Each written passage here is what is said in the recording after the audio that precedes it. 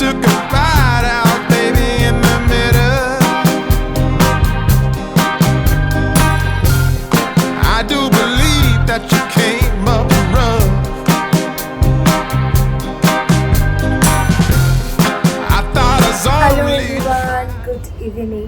আমি আজকে দুপুরবেলা একটুখানি ঘুমিয়ে পড়েছিলাম, মানে চোখ লেগে গিয়েছিল আমার। তো দুপুরবেলা আমি নিজের জন্য একটুখানি গ্রিন টি বানিয়েছিলাম। আমি নিজে বানিয়ে নিজেই খেতে পারিনি, কারণ আমি ওটাকে রেখে দিয়ে আমি ঘুমিয়ে পড়েছি। তো এখন কি করব, ওই গ্রিন টি এর মধ্যে একটুখানি আইস কিউব দিয়ে দিয়েছি, কারণ গরম গরম খেতে ভালো লাগছে না এই গরমের মধ্যে। তো এইটা দিয়েই এখন খাবো। সব থেকে বড় কথা, ঘুম থেকে ওঠার পরে আমার গায়ে যেন এনার্জি নেই, মানে আমি যেন মাতাল হয়ে গিয়েছি। একদম ট্যালট্যাল করতে করতে এসে বসে একটু তোমাদের সাথে কথা বলছি, মানে শরীরে যেন এনার্জি নেই আজকে আমার। তো আজকে লাঞ্চে ছিল ভাত, কচু ভাতে চিচিঙা ভাজা, পটল ভাজা আর পটল চিংড়ি। আর চিচিঙা ভাজাটা ভেজেছিল পোস্ত দিয়ে। সব কটাই আমার খুব ফেভারিট। খাওয়া দাওয়ার পরে একটু ফল খেয়ে নিয়েছিলাম, পেয়ারা আর আম খেয়ে নিয়েছিলাম। আর তার কিছুক্ষণ পরেই নিজের জন্য একটু গ্রিন টি বানিয়ে নিয়েছিলাম, কিন্তু বানিয়ে আমি ঘুমিয়ে পড়েছিলাম। ও, আমার বোন আবার ট্রেতে করে গ্লুকন ডি, তারপরে ওই যে আইস টিটা চাইলাম ওইটা, তারপরে গ্লুকন ডি, এগুলো সব বানিয়ে নিয়ে এসেছে।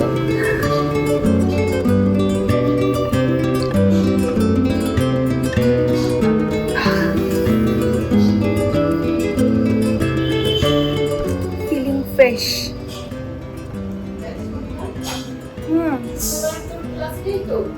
না, শুক্রবার পর্যন্ত কিনতে যাবো জানিস। আচ্ছা ঠিক আছে। তো বাইরে ওয়েদার তো এখনো মেঘলা করেছে, বৃষ্টিটা হলে সত্যি খুব ভালো হয়। আজকে দুপুরে মারাত্মক, মানে খুব পিড়পিড়ে গরম পড়েছিল।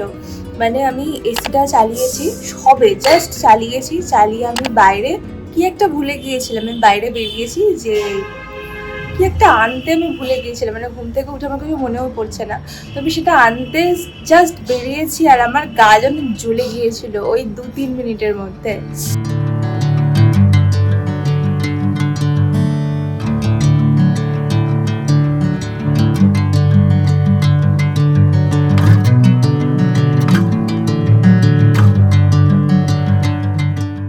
আমার বোনও পাশে বসে আছে, বসে গ্লুকন ডি খাচ্ছে।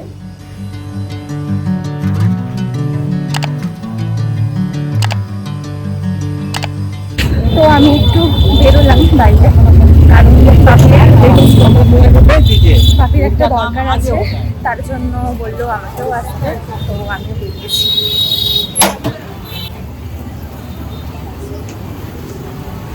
তো এদিকে বাপির কাজ হয়ে গিয়েছিল, আর বাপি বাইকটা বার করে নিচ্ছিল। একদিকে ভালো হেঁটে ফিরতে হবে না, তো বাপির সাথে বাইকেই ফিরে গিয়েছিল।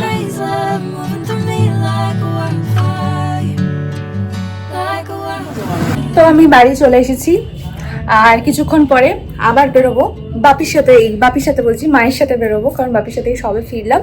আর কিছুক্ষণ বাদে মায়ের সাথে বেরোবো। উফ, এত কথা তুললে যায় না মা।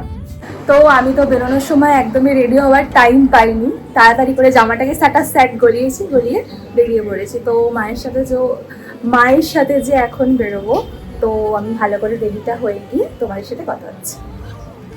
তো আমি রেডি হয়ে গিয়েছি, জাস্ট একটা মাস্কারা অ্যাপ্লাই করেছি, একটা লিপ গ্লস অ্যাপ্লাই করেছি, আর একটুখানি ব্লাশ অ্যাপ্লাই করেছি।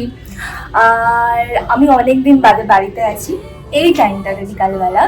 তো আজকে বাবা মার ওই একটাই আবদার আমার কাছে, যে আমাকে একটু চা বানিয়ে দিবি, তো আজকে চাই বানাবো। তো এখানে আমি চা বসিয়ে দিয়েছি। আর তোমরা তো আশা করি সবাই জানো যে চা কিভাবে বানাতে হয়, সেটা আমি আর বলছি না।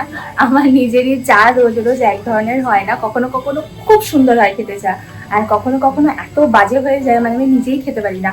আর তোমরা তো জানোই আমি দুধ চা খেতে কতটা পছন্দ করতাম, কিন্তু এই এমন একটা গরম পড়েছে, এই গরমের পরে আমার কেন জানি না দুধ চা খেতেই ইচ্ছা করছে না। মানে সত্যি সত্যি খেতে ইচ্ছা করছে না। তো যাই হোক, একদিকে ভালো হয়েছে, মানে আমার নিজের জন্য খুব ভালো হয়েছে। দুধ চা এমনি খাওয়াটা একদমই ভালো জিনিস না, কিন্তু আমি কফিটা আমার খুব ফেভারিট, ওটা আমি খাচ্ছি, তাও বাকি দুধ দিয়ে খাচ্ছি না। তো এখানে দুধটা অলরেডি বসিয়ে দিয়েছি। আর আজকে মা আর বাবার দুজনের ডিমান্ড হলো একটু পাতলা করে চা করতে, কারণ আমার কাছে আমি ছোট থেকে দেখে এসেছি বাপি মা পাতলা চা খেতে একদম পছন্দ করে না, মানে একদম মোটা মোটা একদম ভালোভাবে দুধ দিয়ে চাটা হবে সেটা খুব ভালোভাবে খেত।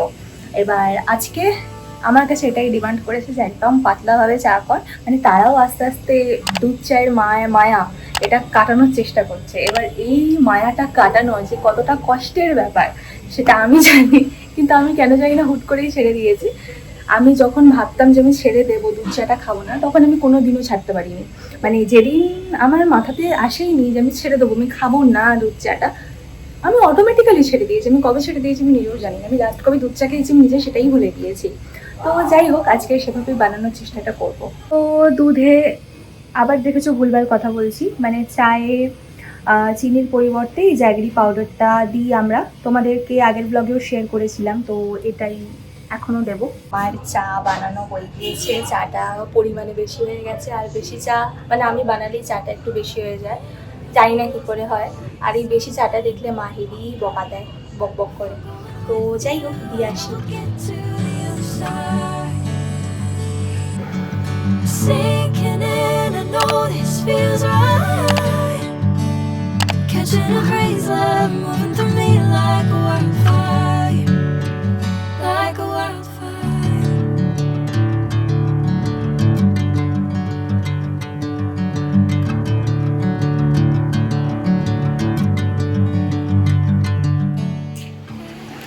তো আমি আর মা দুজনে রেডি হয়ে যখন বেরোবো তারপরে তোমাদের সাথে দেখা হচ্ছে।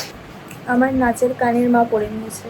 তো আমরা চলে এসেছি ময়দানে, কেনাকাটি করব। আজকের ভিড়টা অন্যান্য দিনের তুলনায় অনেক কম আছে দেখতে গেলে।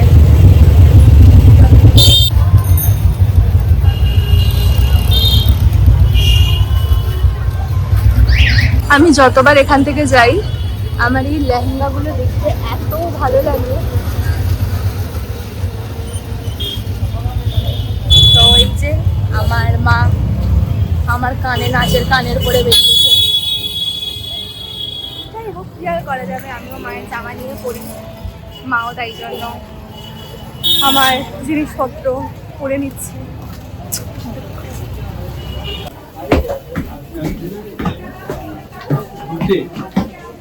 তো আমরা প্রথমেই চলে গিয়েছিলাম এমবাজারে,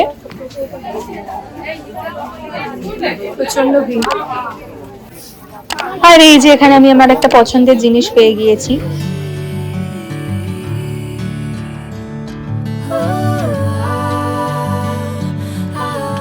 আমাদের কেনাকাটি মোটামুটি হয়ে গিয়েছে। এই যে আমার হাতে ব্যাগ, মায়ের হাতে ব্যাগ। তো এখন আমরা হাঁটতে হাঁটতে বাড়ির দিকে যাচ্ছি। আজকে আমার একটা জামা এত পছন্দ হয়েছিল, মা বললো পরে কিনে দেবে। মন্দিরে আমি দাঁড়িয়ে রয়েছি, মা ওদিকে ফুল দরাদরি করছিল। আর এই হলো আমার হনুমান দাদা।